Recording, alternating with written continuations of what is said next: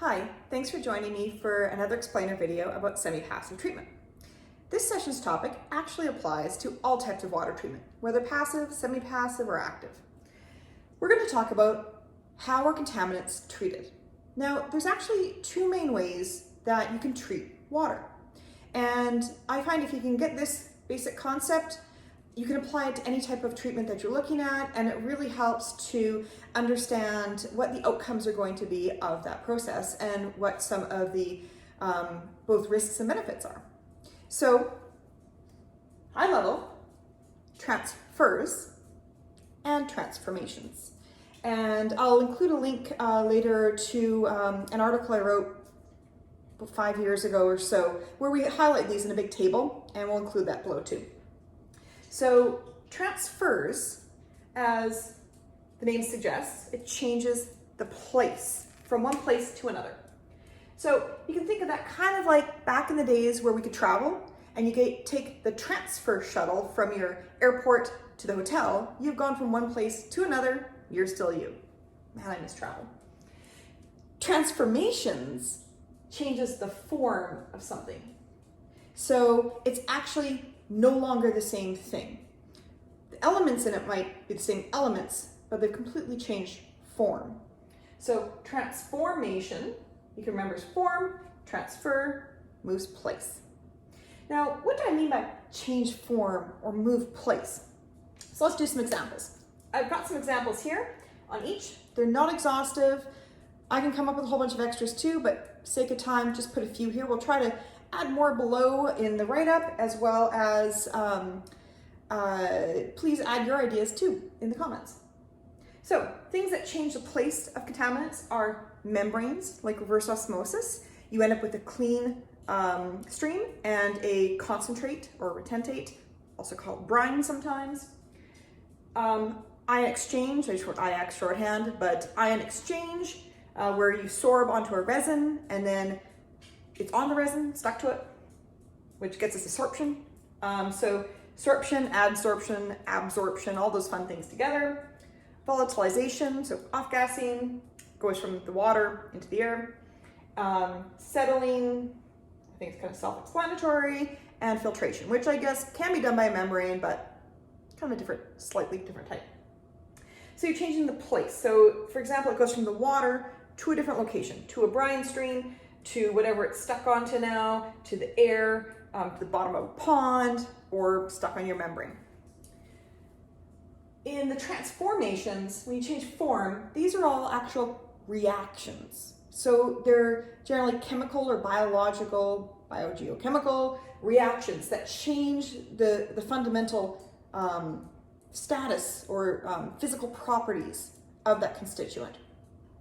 So reduction and oxidation, those are some of my favorite things to talk about. I'm going to do a whole other session on those.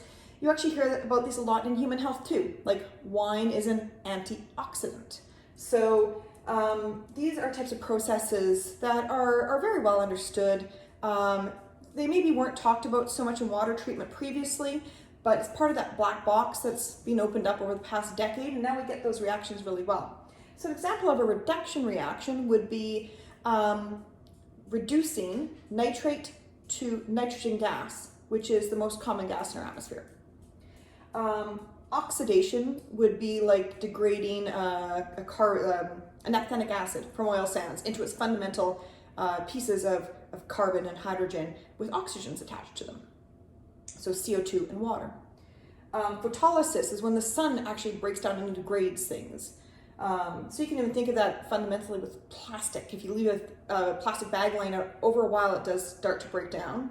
Not fast, don't recommend doing it, but that's an example you can see.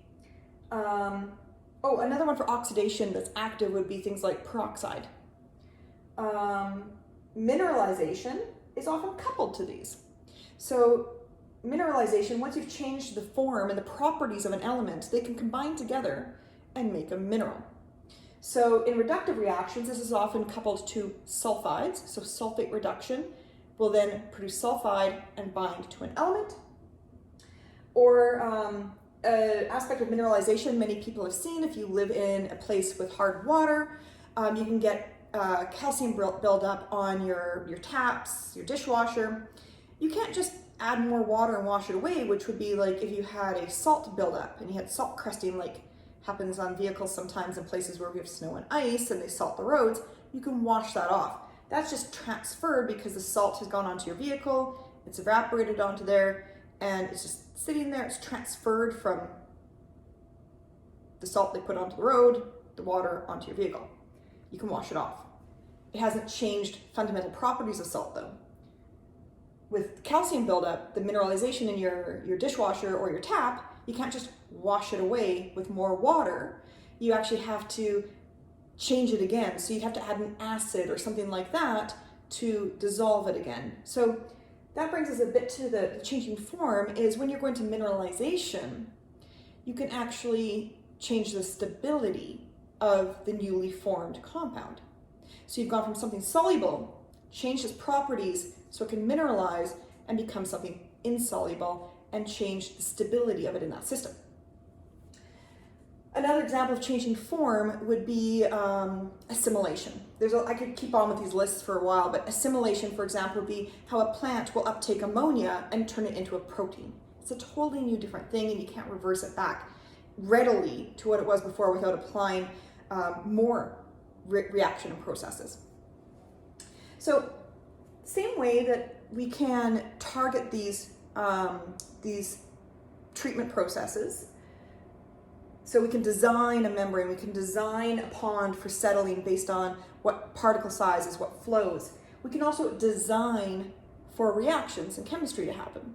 So we can design a treatment system to have transfers or transformations or a coupling of both. And usually in a semi-passive system, you're going to have a coupling of both, which ends up maintaining the reactions and the stability of the reactions, the robustness of the system over fluctuations in time. As an example, you might end up with sorption of something like selenium to organics in a wetland, or you might have, we'll stick with one example for now. You might have sorption of selenium. Once you have a lot of selenium sorbed, the microbes can then reduce it into a non-bioavailable elemental selenium. So you have a coupling of your transfer and your transformation, and you have to make sure that these things stay in balance over the lifespan of the treatment system design. Because obviously if you have too many transfers happening, you're going to bind up all those sorption sites and run out of them. If you have too much transformations happening, well, in that case, the example I gave you would be good. But you can have other things that will run out or different considerations that need to be taken into account.